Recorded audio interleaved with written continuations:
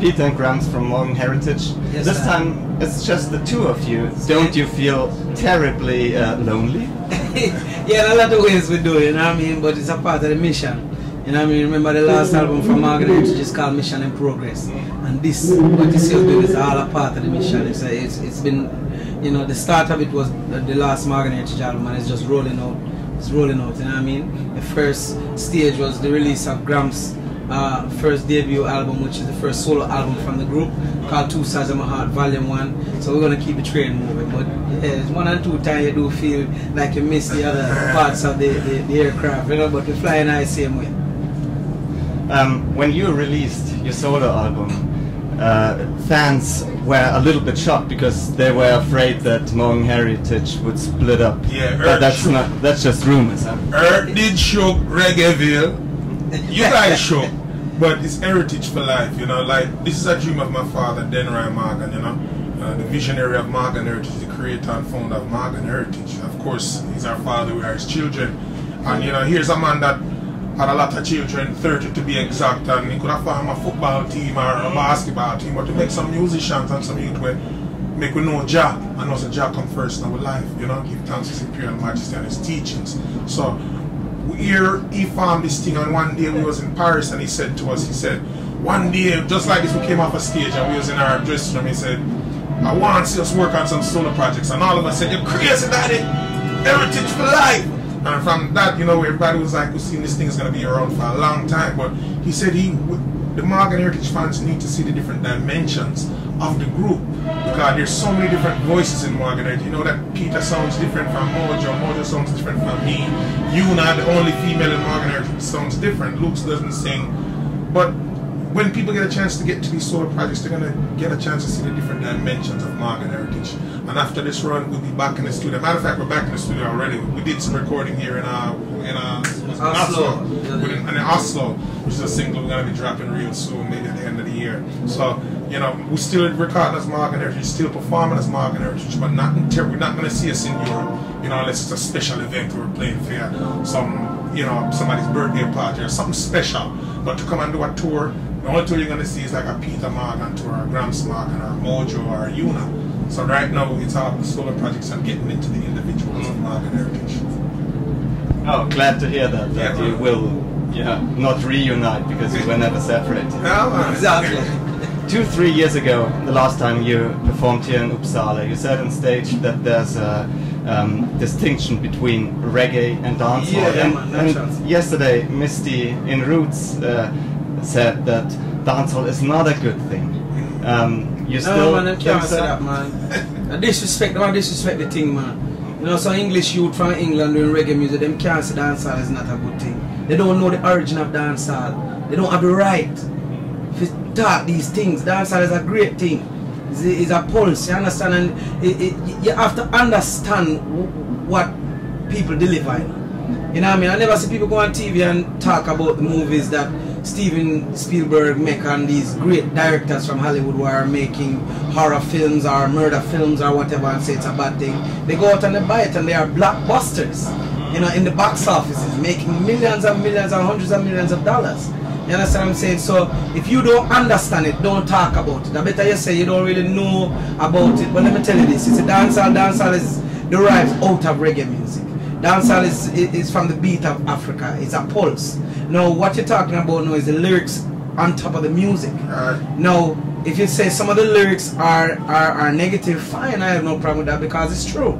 You understand? But at the same time, you can't tell a painter how to paint his picture. You understand?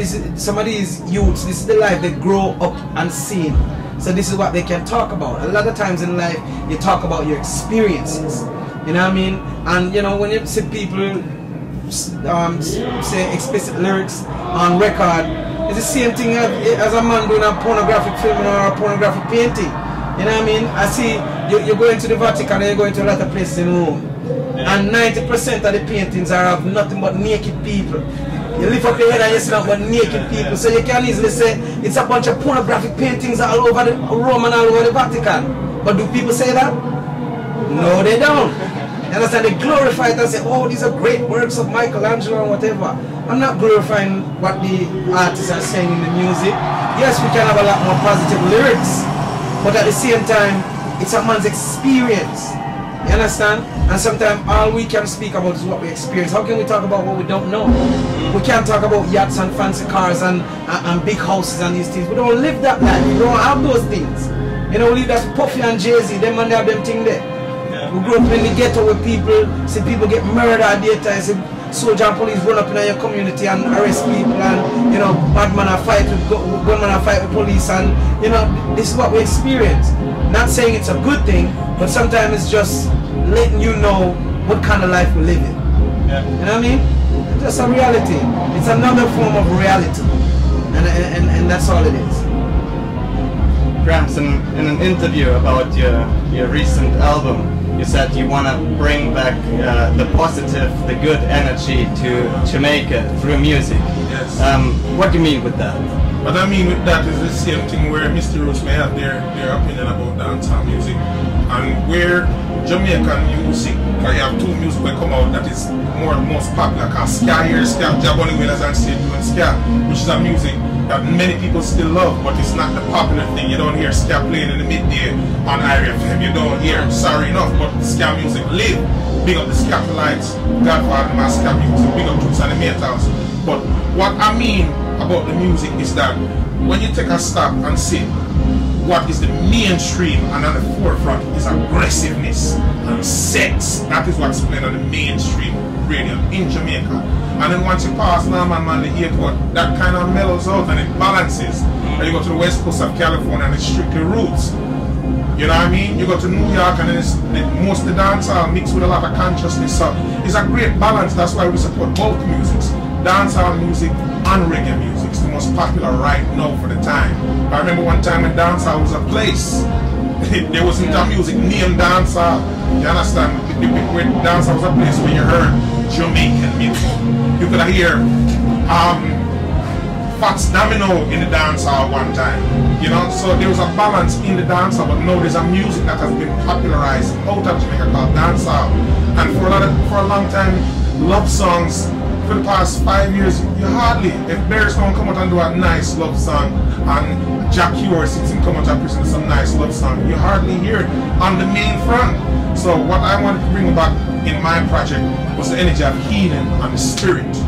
Because people like Lucian, you haven't heard from Lucian in a long time. People like Bushman, there's a lot of artists that has been carrying the torch since gone. It seemed to rise back consciousness back in the early 90s, that it hasn't been at the forefront. So when doing my solo project, I wanted to bring back that energy of that mellow vibe, when people are not afraid to come to Jamaica. You know what I mean? So two sides of my arms about the healing of Jamaica and healing of our music. You can even see where Bounty Killer now has taken a stand and being a man, even in uniting for a common purpose, for our country, for our music, and for our people, because Jamaica needs healing right now. That's the direction where Jamaica is going in. So big up to the dancehall fraternity, Mavado, Vibes Cartel, Bounty, Beanie, everyone within the dancehall fraternity that has now changed their mind to say, let's take it in a positive direction. And for that, if a big up Bounty Killer and being a leader. Right now, Bunny Wailer is on stage. Yeah, is it still something special for you to meet him backstage, or is it just business as usual? Every time, he's a living legend. You understand? So whenever you see a man like Bunny Wailer anywhere in the earth, it's a great job, because you know these men are the man who set the foundation, who lay the groundwork for I and I, where we can even be in these parts of the earth. We up in the north, performing this music or reggae music. It wasn't for them man that rise up in the struggle and say rebel music. You understand? Rockers music. We wouldn't be here today. You know what I mean? And Bunny Wailer is one of the legends, one of the pioneers who are still here amongst us. You know, so we always love to see him here. Man like him, man like Toots, Ibert and Toots and the Mate. We love to see these man traveling the world, still doing this thing to make people know, say, yo, this is real. And this is from generation to generation, and it lives. Yeah, give thanks for that. And thank you for talking to us.